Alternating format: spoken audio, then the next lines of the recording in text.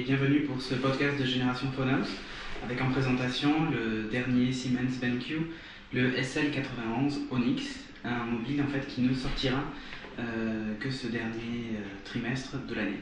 Je ne vais pas trop pouvoir vous parler du contenu du package parce que le package que j'ai en fait est une version on va dire pré-vente. Je vous montre vite fait, je ne sais pas si ce sera le package définitif. Ici en fait il nous a été fourni par BenQ Siemens avec un kit oreillette stéréo filaire classique. Donc la base qui elle va faire partie du package qui sert en fait à recharger le mobile entre autres, et donc le fameux SL91 Onyx de chez Siemens. Alors en fait, à ma connaissance, c'est le plus petit téléphone 3G du marché. Alors vous allez me dire, mais où est la caméra? Mais en fait, elle est astucieusement cachée ici. Vous l'avez ici.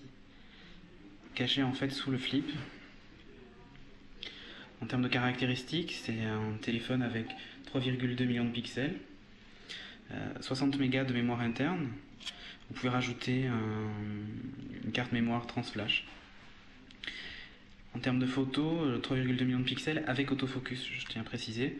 Alors je ne sais pas si la version soft est la dernière, en tout cas les photos étaient de plutôt bonne qualité. Je vous montrerai un comparatif sur Génération Phonehouse. Pour ce qui est du Bluetooth, ça marche très bien. J'ai rencontré une petite difficulté, c'est la seule d'ailleurs. Si le logiciel en fait est en préversion, il est quand même très très stable. Donc un téléphone 3G, on voit le signal en fait en haut ici 3G.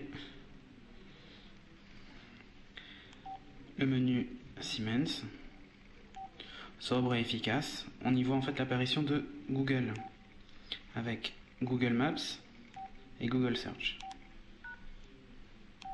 Donc l'appareil photo.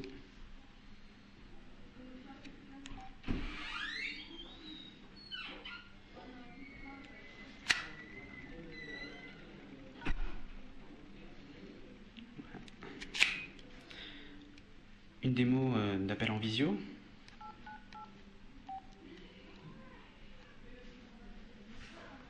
Coucou.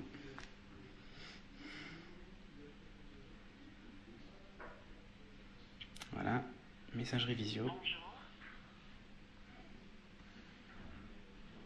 Réunion générale du service. Pour la personnalisation, faites le 2. Donc ça marche très très bien.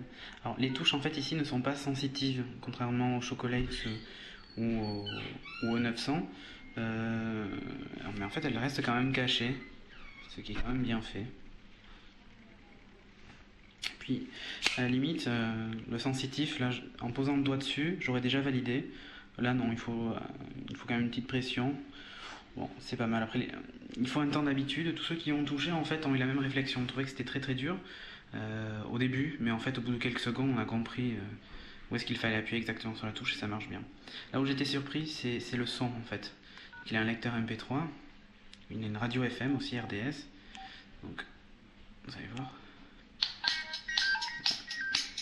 Le haut-parleur en fait est situé ici. Donc le son est très très bon. Hein. Alors pareil, le soft est peut-être un soft proto, mais je le trouve très rapide. Les menus sont sobres mais assez jolis. Alors l'autre intérêt de la base, c'est qu'en fait elle fait office de station de rechargement.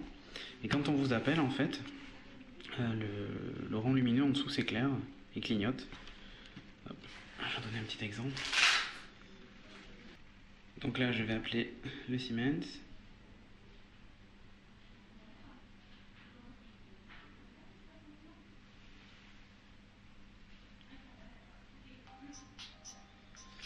Donc l'intérêt en fait c'est qu'on peut définir des couleurs de clignotement à la base en fonction des groupes d'appels.